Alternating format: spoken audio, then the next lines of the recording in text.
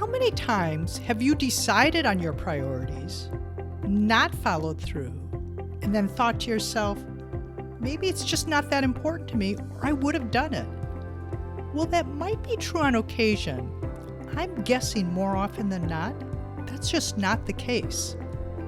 You've tuned into Reimagining Productivity with ADHD, a podcast for ADHD adults like you who want to learn how to adopt the best strategies, tools, and skills to be able to get your essential work done in a way that works with the way your brain is wired.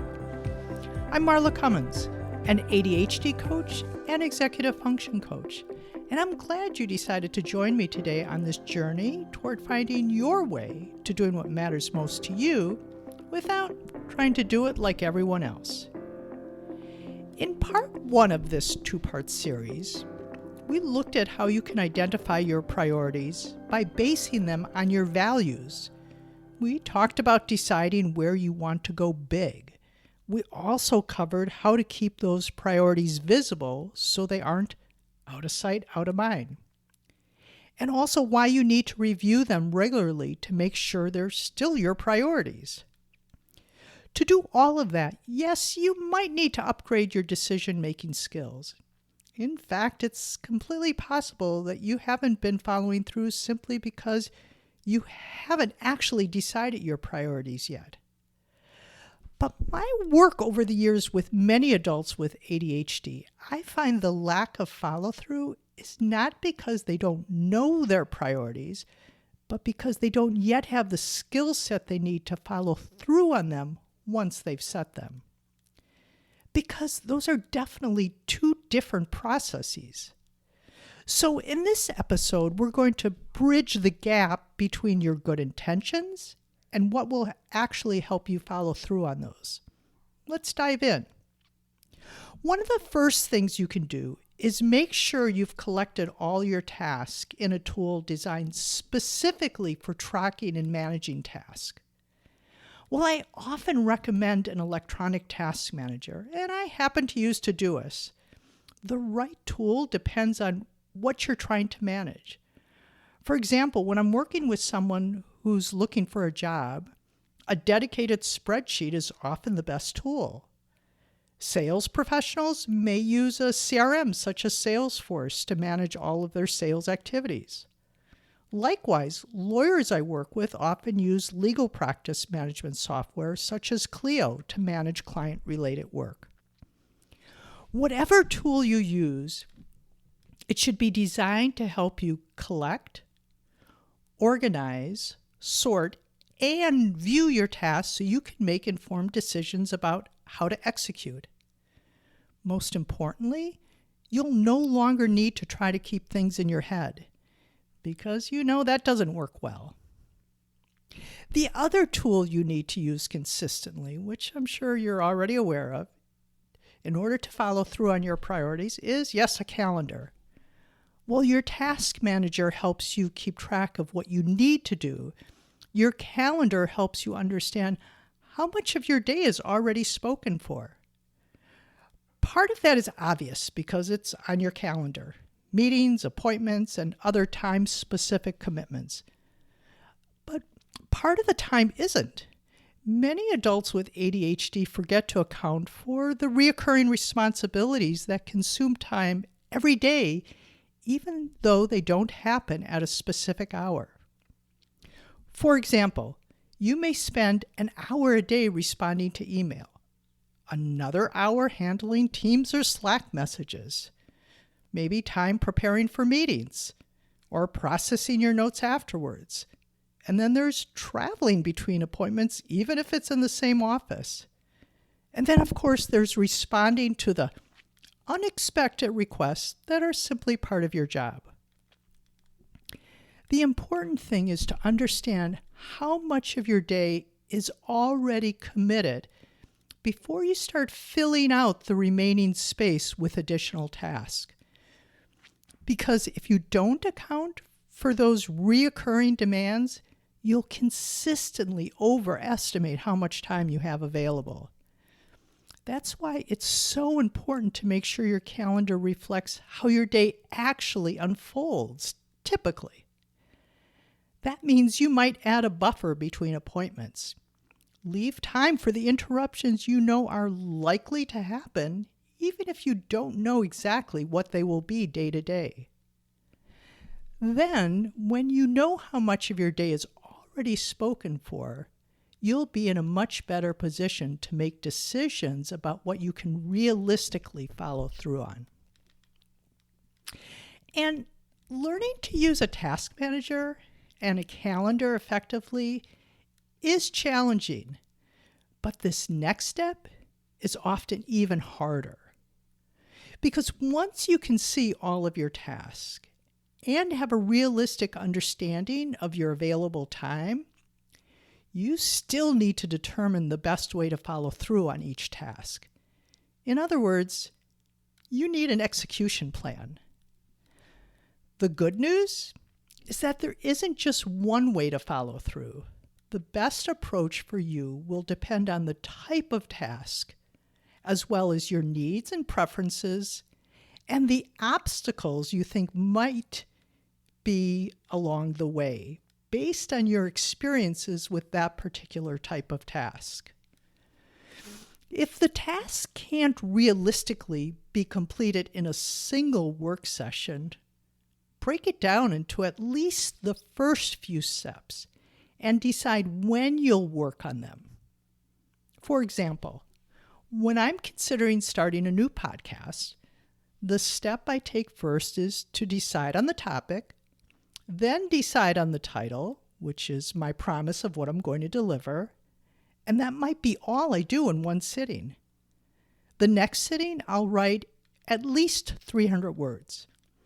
Not 299. It has to be 300. Really, I'm not sure why.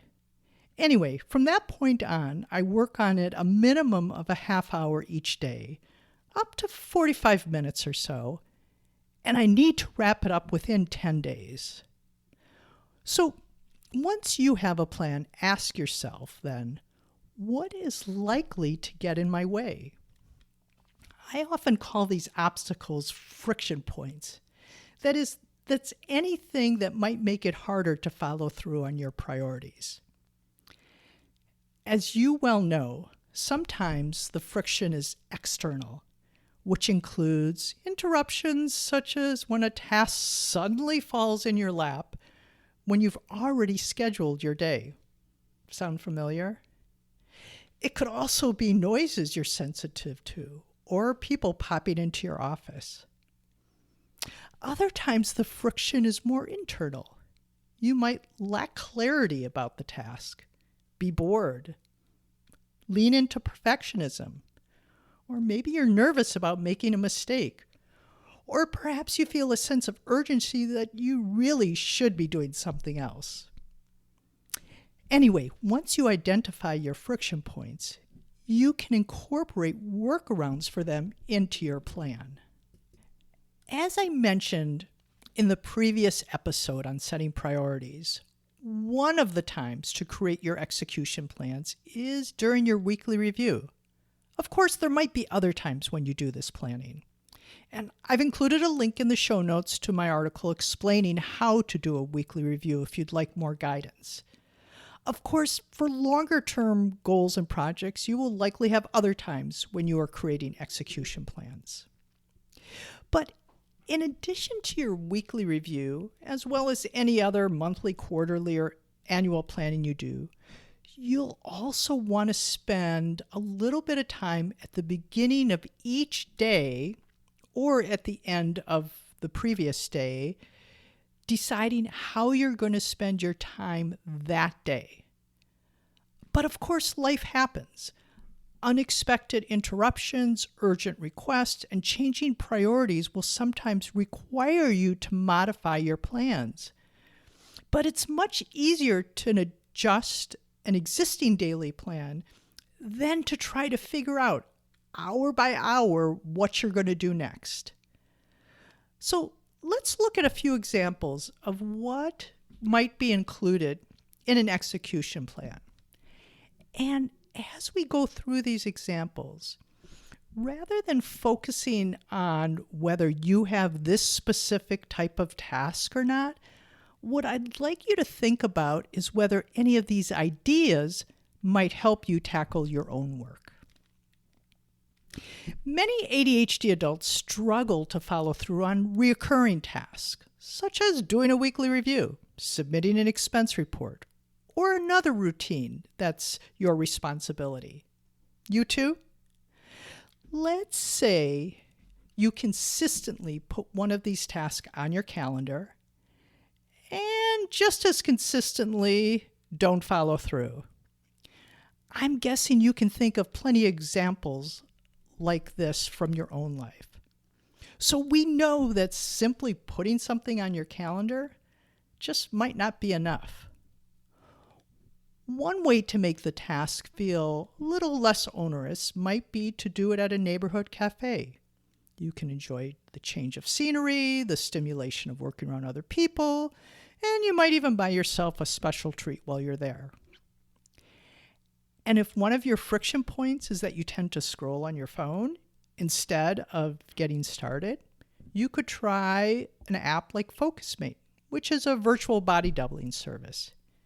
You briefly share what you'll be working on, spend the session working independently, and then check in at the end to share what you've accomplished. And if you've never tried this, or maybe you've never even heard of it, I'd encourage you to check it out. Many people that I work with love it. The point here isn't that you should work in a cafe or use FocusMate. The point is to think ahead about what's likely to help you follow through, and then build those supports into your execution plan before it's time to get started. Another priority you may want to get better at following through on are projects. The first step is to clearly define the outcome so you know exactly what you're working toward. Of course, you'll also want to have a final deadline. And you'll want to break the project into smaller parts and give those parts deadline. And again, you don't have to do the whole project, but at least the first few. And if you're not sure how to do that for a particular project, consider asking a thought partner to help you think it through. One common friction point for ADHD adults is that when a deadline feels far away, it just doesn't feel urgent enough to start. And because ADHD affects both your ability to estimate time and your awareness of time passing, it's easy to underestimate how much work a project will actually require. That's one reason it can be so helpful to think through the project in advance so you have a more realistic understanding of what's involved and when you really need to begin. Next, you'll want to decide how you're going to make time for the project. You might estimate how many hours you'll need to spend on it each week, and then schedule that time during your weekly review. Or you may decide to reserve reoccurring blocks of time dedicated just to that project work. Whatever approach you choose, the important thing again is that you're making steady progress rather than waiting until the deadline feels urgent. Okay, so you've broken the project down, you've scheduled time, and you've created a plan. But you may be thinking, Marla, I've done all of that before, and I still don't follow through. If that's true for you, as it is for many adults with ADHD, you just may need more support. One type might be to build accountability into your execution plan by checking in regularly with an accountability partner, a colleague, your supervisor, or your partner. Or you might use body doubling during the time you've set aside to work on the project. That could mean working alongside someone in person over Zoom or FaceTime, or again using a service like FocusMate. Again, the point isn't that everyone needs accountability or body doubling. Remember, the point is to identify your friction points that are most likely to keep you from following through, and then build in whatever supports you need in order to execute the way you want. Another type of task that may be a priority for you, but that you still put off, is one that simply feels uncomfortable for one reason or another. And I realize you may have a long list of these. Common ones that I hear about are writing an email, making a phone call, or scheduling an appointment. As is true for many others, one of the things that may make these so onerous for you is because you have been putting it off for so long. So now it feels much harder than when it first landed on your plate. Whatever your big hairy monster is, the first question to ask yourself is, what's the friction point? In other words, what's making this particular task so uncomfortable? Sometimes when it's an email, you may be worried about opening Pandora's box. That is, once you send the email, they're going to respond. They might have questions, or they may ask you to do something. So then, maybe not consciously, but you may be thinking, maybe it's better just not to send the email. The struggle is real. But you also know procrastinating is only going to make it worse. Let's take an email to your boss as an example. You need to give her an update on where you are on a specific project. But you're worried that you haven't done enough on it. So you might think, maybe I should wait until I've done more work before I give her the update. But of course, the less communication, the less input you have from her, and maybe the greater likelihood that you'll inadvertently go down the wrong path. The first step is to be clear on the objective of the email, which is simply to give her an update about where you are. Remind yourself compassionately that the sooner you have feedback from her, the sooner you can change course if need be. And if she has questions or concerns, she will let you know. Also remember, less is more. Nobody wants to read War and Peace. The point is, you don't have to anticipate every possible direction the conversation could take before you hit send. If they have questions, they'll respond with those. And if it seems like the conversation doesn't lend itself to email, you can always suggest a phone call or an in-person meeting. And you can certainly use AI as a thought partner if it helps you to organize your thinking or improve the clarity of what you've written. But please remember, AI doesn't know your relationships, your judgment, or your intentions. It's there to support your thinking, not replace it. Don't let AI do your thinking for you because you're feeling uncertain. Anyway, let's look at a different example. Let's say you've been putting off calling your insurance broker to update your insurances. Maybe you're thinking, I won't understand it, I don't even know what I'm supposed to ask, and then I'm going to have to make a decision. Notice what you're doing here. You're trying to solve problems that haven't even happened yet. Instead, remind yourself that once you're on the phone, the conversation will unfold one step at a time. You can ask questions. You can ask the person to slow down or repeat something. You can take notes even. Well, you should take notes. The point is, you don't have to know how the entire conversation is going to go before you make the call. And you can even call back if you think of a question later. I know, you may be worried about sounding like an idiot. And what I try to remind myself is that, I'm just helping to keep them gainfully employed by being a customer. So maybe after the call, you'll also want to talk through the information with someone to see if you understood it or should ask more questions. Again, the strategy itself isn't the important part. The important part here is to slow down long enough to ask yourself, what's making this hard? Then create a plan that might make it easier. The last type of task I want to talk about with you that might be a priority is work that requires deep concentration. For you, that might be where you need to solve problems, analyze something, or maybe it's creative work. Whatever it is, you need an environment that will allow you to do your best work. And we know some friction points are fairly obvious. You might decide to silence your phone, turn off email, text, or other notifications, close unnecessary tabs on your computer, and maybe let people know you're unavailable for a certain amount of time. And if you're in an office where others can schedule time on your calendar, you might also need to block this time off so that that doesn't happen. For you, you might need silence, or perhaps you need music or some other type of sound in the background. The point isn't that everyone should do the same thing. The point, again, is to identify what tends to pull your attention away from this deep work and decide in advance what kind of environment you need and how you're going to minimize potential distractions. Let me give you a couple of examples. I worked with a partner in a law firm who supervised many associates while also managing his own caseload.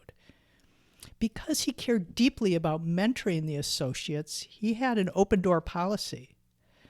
The problem, however, was that the interruptions were so frequent that he rarely had enough uninterrupted time during the day to do his own work on his cases.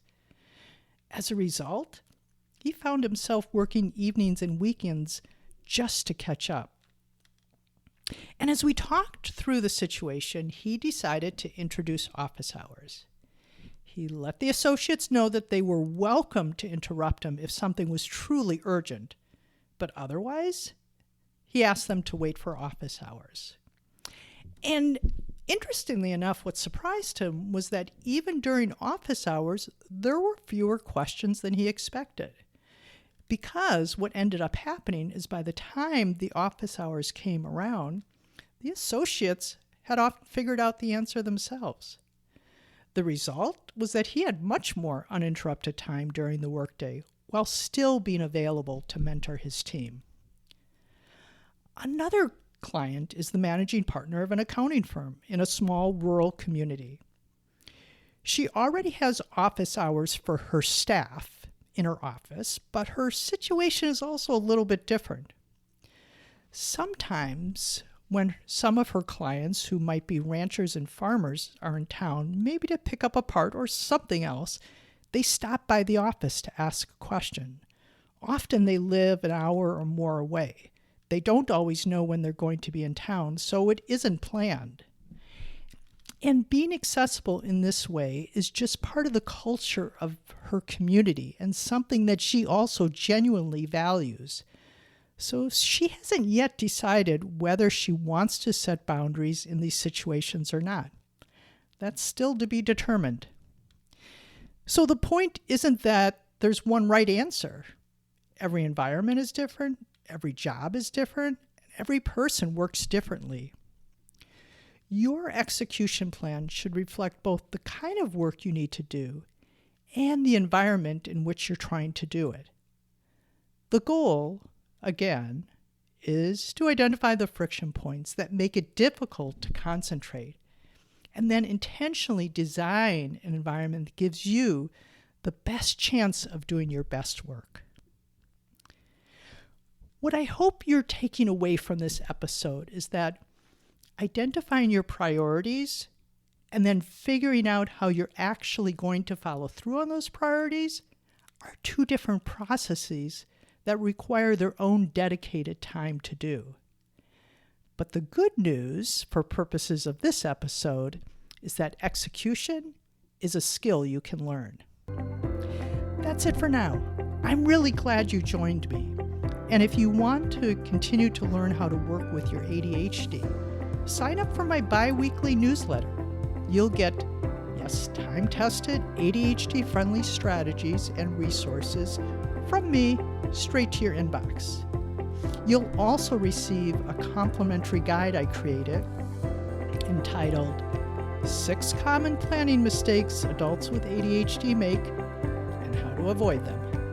You can find the link in the podcast description, Or you can go to marlacummins.com/planning to sign up and get the guide. Until next time, this has been Reimagining Productivity with ADHD. I'm Marla Cummins, reminding you that ADHD doesn't define you, but how you work with it can shape what's possible.